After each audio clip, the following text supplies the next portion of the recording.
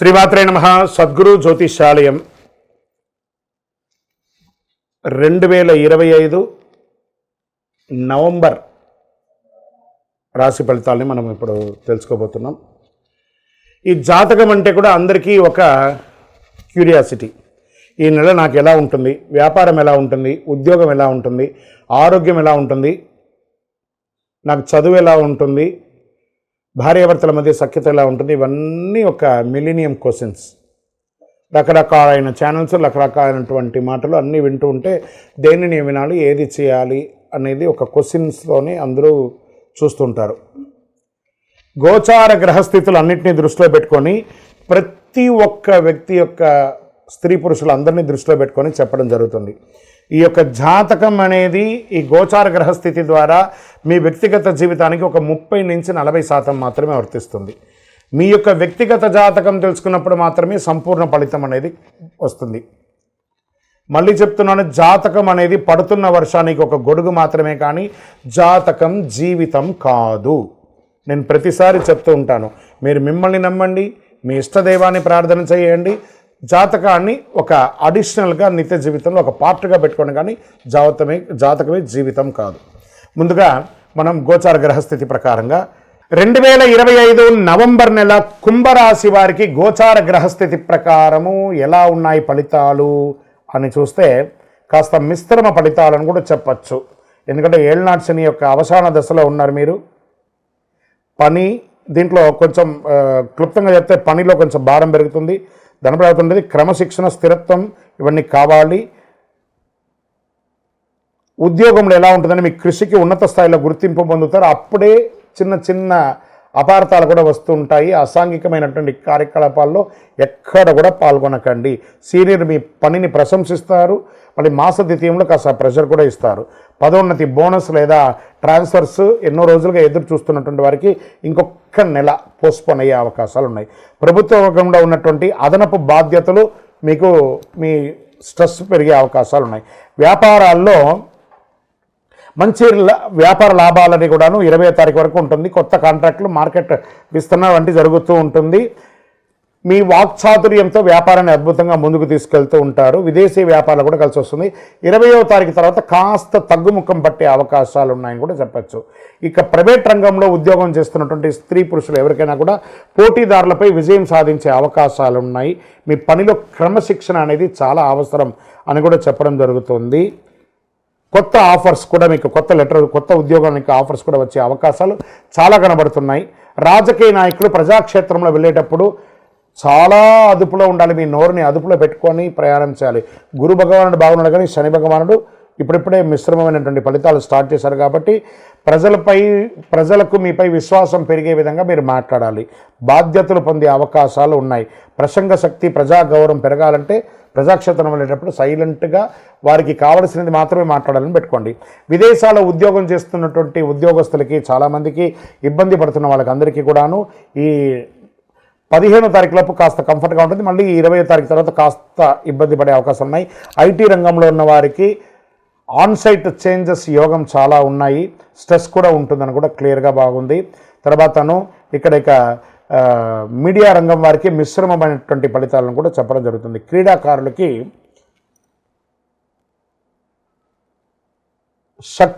మీ యొక్క శక్తినంతా కూడగట్టుకొని గెలిచే అవకాశాలున్నాయి.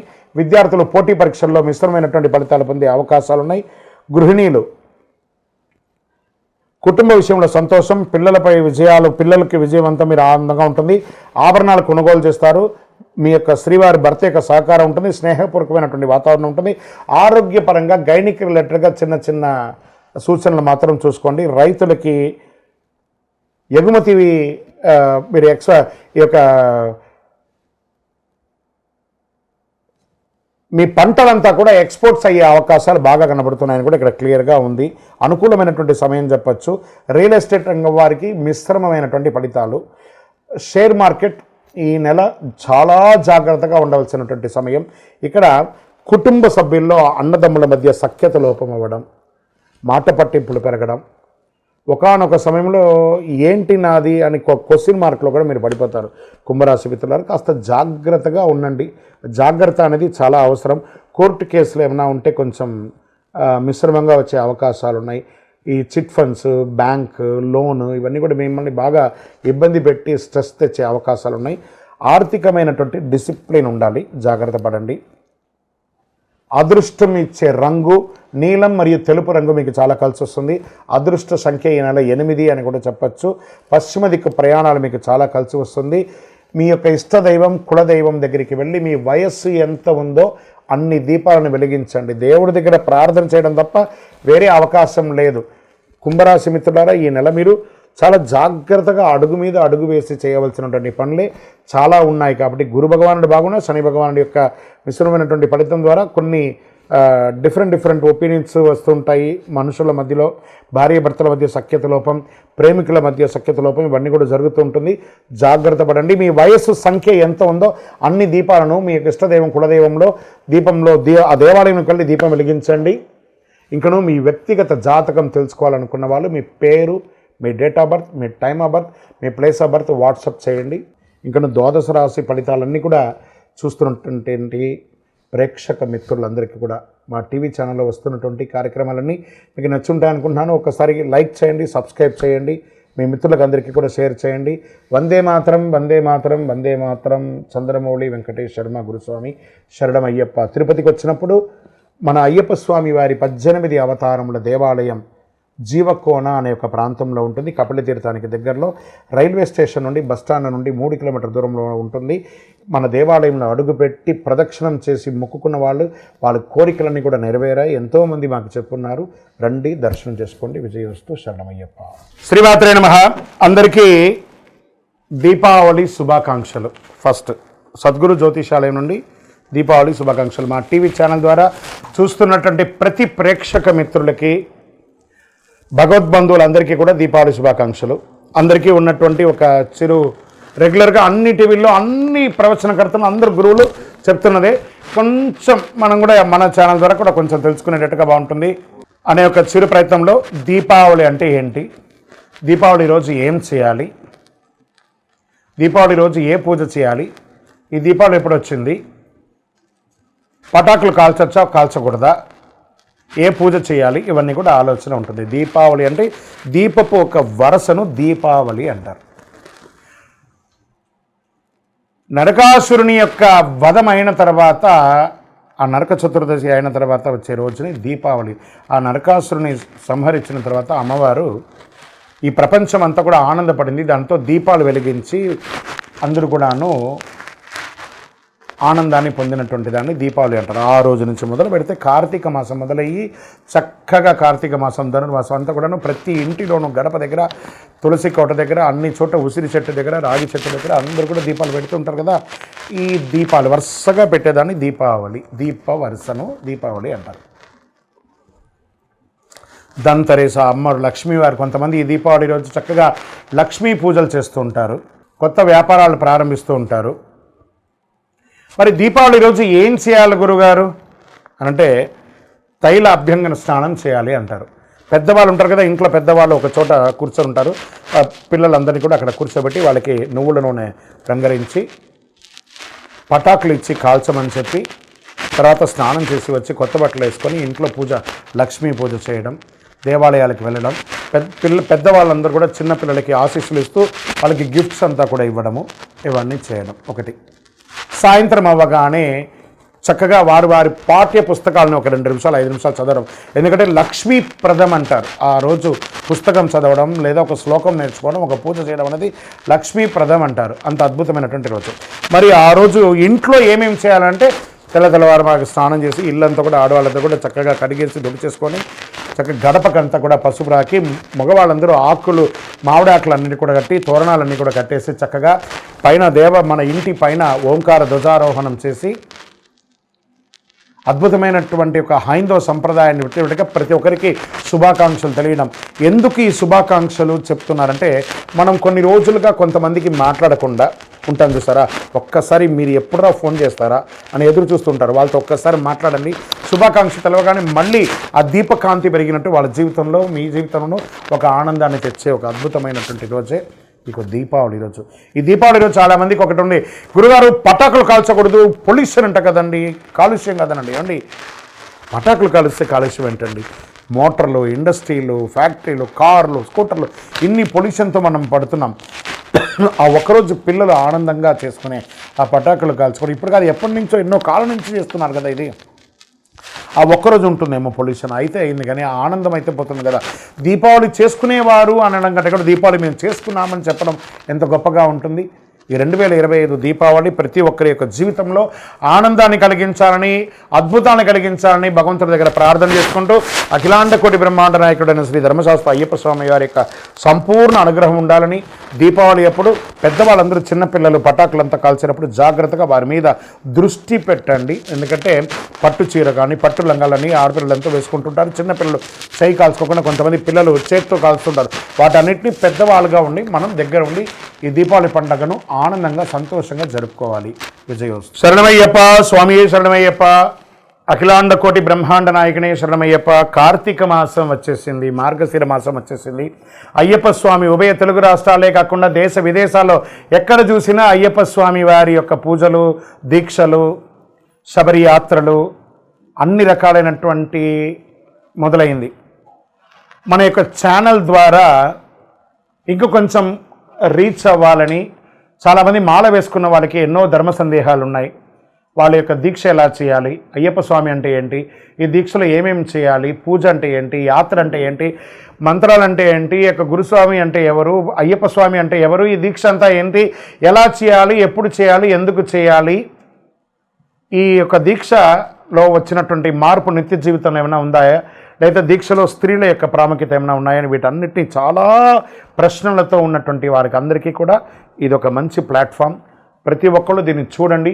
చూసిన వాళ్ళు మీకు నచ్చిందంటే మీ మిత్రులకి, మీ స్నేహితులకి షేర్ చేయండి.